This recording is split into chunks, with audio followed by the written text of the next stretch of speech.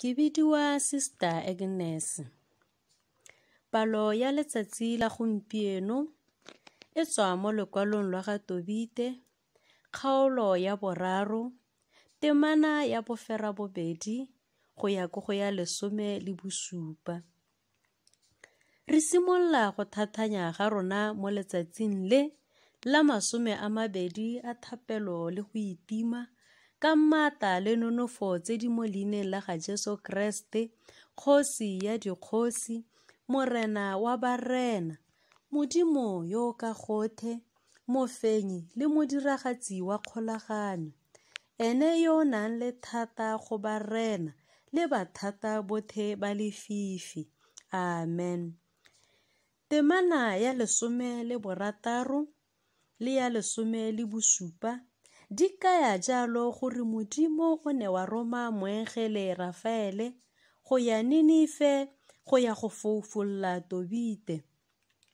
A moengele yo le wena a go etele, mme a foufolle bofofu jotlhe jwa gago jwa senama le jwa semoya.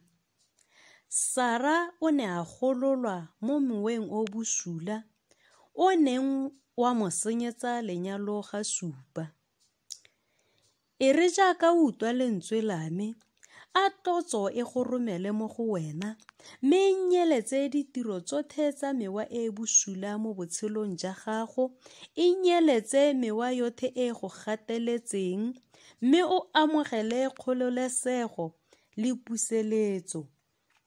Ngwana wa Modimo, Baiseraele ba ne ba tsena mo botshwarong ka ntlha ya botlhokakuto. Tobite o ne a na le bone mo botshwarong joo, mme ene o ne a ikemisetsa boitshepo, a letela mo Modimong, mme Modimo wa utlwa thapelo ya gagwe. Ba ga Kreste, botlhokakuto ga bo a siama, sebe ga se a siama.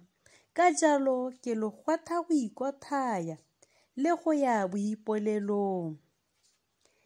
Ke le rotloetsa go bala lekwalo lwa ga Nehemia, kgaolo ya 1, temana ya 5 go ya go ya 7, le lekwalo lwa ga Eksoto, kgaolo ya 34, temana ya 6 go ya go ya 7. Mme kare, letela mo Modimong, le mo ikanye, ene yo e leng makgona tsotlhe. Mme a re jaaka re toga re digela one malatsi a thapelo le go itima, a mewa yotlhe e bosula e kgarameletswe kgakala, e kgapelwe kgakala le matshelo a lona, mme e tsenngwe mo mosimeng o botenteng. A moengele Michael le bothe baengele ba thabano ba lolwele. A mma rona mohumagadi wa baapostola a lo rapelele ka leina la ga Jesu Kreste, ka leina ja Rara le ja Morwa le ja Moya o boitshepo. Amen.